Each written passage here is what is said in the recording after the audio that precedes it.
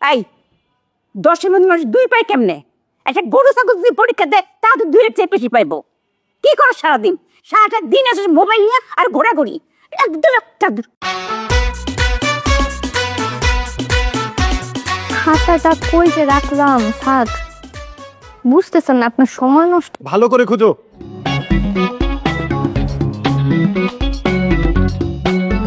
পাই হয়ে যে দাও দাও।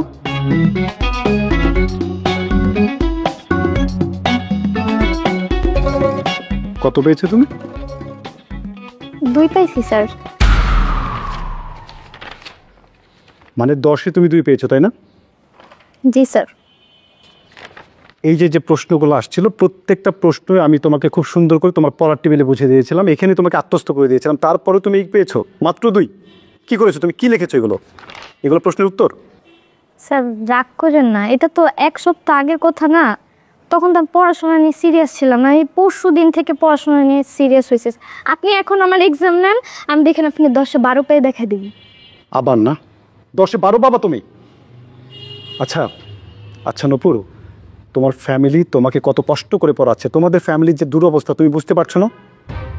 তোমাকে আমি দায়িত্ব নিয়ে পড়াচ্ছি, এই তুমি 10-এ 2 পেয়েছো। এখন আমি তোমার ফ্যামিলির কেউ যদি আমাকে জিজ্ঞেস করে স্যার কত পেয়েছেন নূপুর, আমি কি বলবো? মাত্র 2? এই আমার দায়িত্ববোধ? আমি মনে হয় তোমাকে পড়াতে পারছি না নূপুর।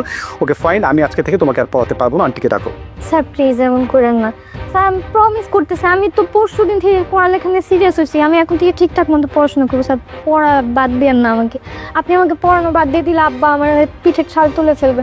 আপনি দরকার আমার কাছে বিচার দেন, কিন্তু স্যার পড়ানো বাদ দেন না। ঠিক আছে, ডাকো আন্টিকে, ডাকো। ডাকো নাকি আমি ডাকবো? আমি ডাক। যাও।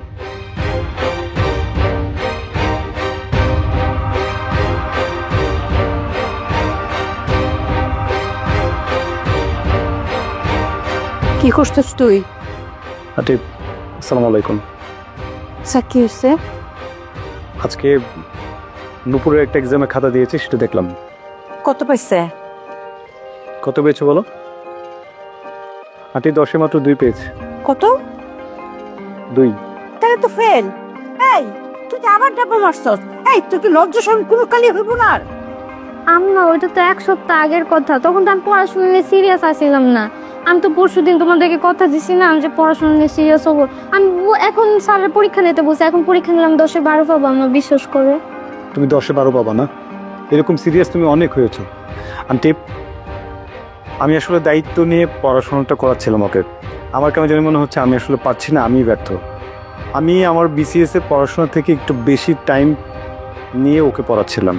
আমি চিন্তা করছিলাম আমার টাইম থেকে ওকে টাইম একটু বের করে একটু বেশি পড়াবো। তারপরেও যেহেতু খারাপ করছে আন্টি, আমার মনে হয় না আমি ভালো পারছি। আন্টি আমাকে আপনার মাফ করবেন, আমার আজকেই লাস্ট পড়ানো, এরপর আসলে আমি পারছি না।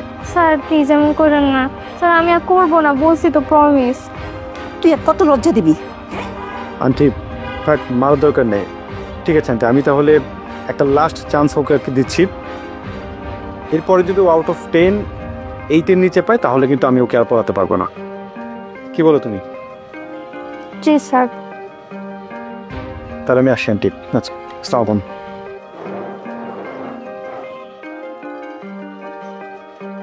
এই 10-এর মধ্যে মানুষ 2 পায় কেমনে?